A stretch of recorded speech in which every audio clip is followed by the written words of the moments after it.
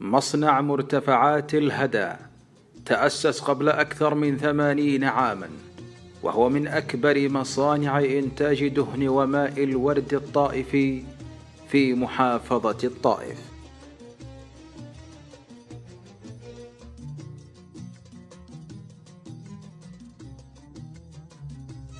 انفرد مصنع مرتفعات الهدى في الآونة الأخيرة بإنتاج دهن الورد الطائفي بالطريقة التقليدية القديمة، باستخدام الحطب في عملية التقطير بتوصية من صاحب السمو الملكي الأمير نايف بن عبد العزيز رحمه الله. تطور مصنع مرتفعات الهدى بفضل الله، ثم بفضل جهود القائمين عليه في تطوير منتجاته من مشتقات الورد الطائفي، لتصل إلى أكثر من 150 منتج بين عطور ومستحضرات تجميل. لمصنع مرتفعات الهدى عديدا من المشاركات في المبادرات المجتمعية على الصعيد المجتمعي والرياضي والمهرجانات الدورية على مستوى المحافظة.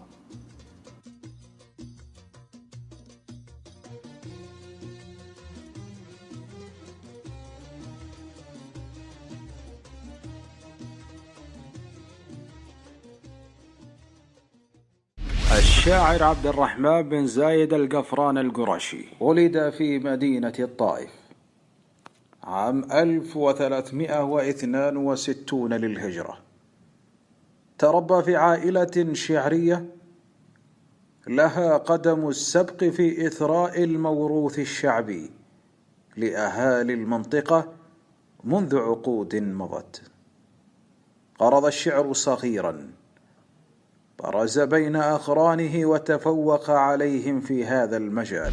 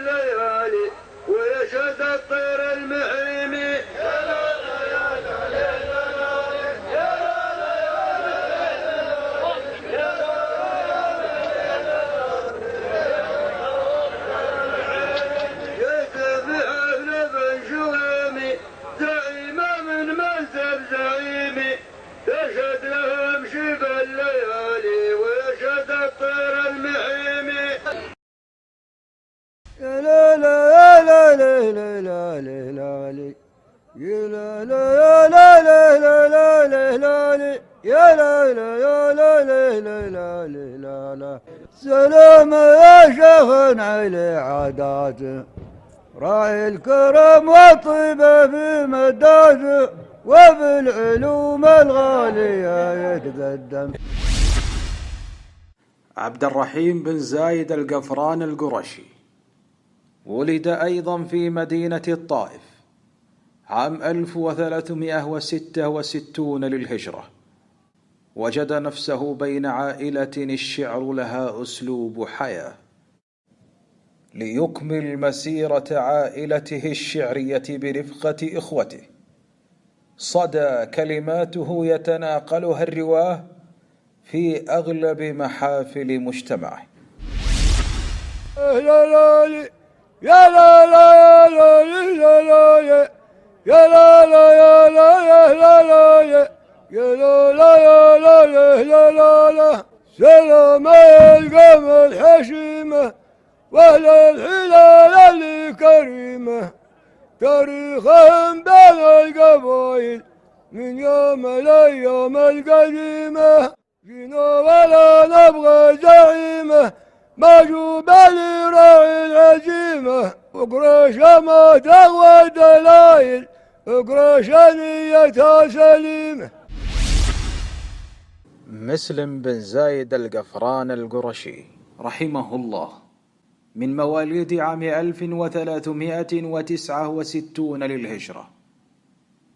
ولد ليلتحق بمن سبقه من إخوته، لينهل خلال صباه من معين عائلة القفارين شعرا وحنكة وسرعة بديهة.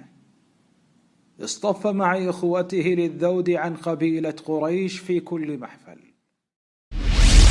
يا مرحبا روح بالسحابة اللي ذادي تقود، فعندنا الروح بني جمع الوفود القادمين.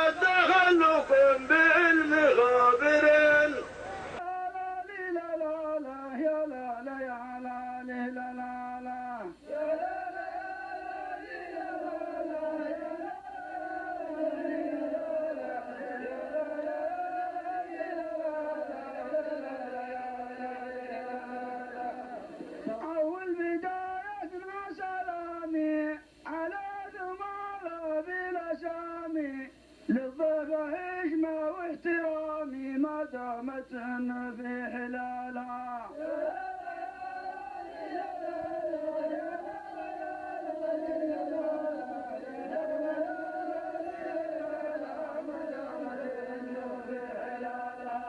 أول بدايتنا سلامي على ثمار في الأسامي، للضيف حشمة واحترامي ما دامت في حلالها.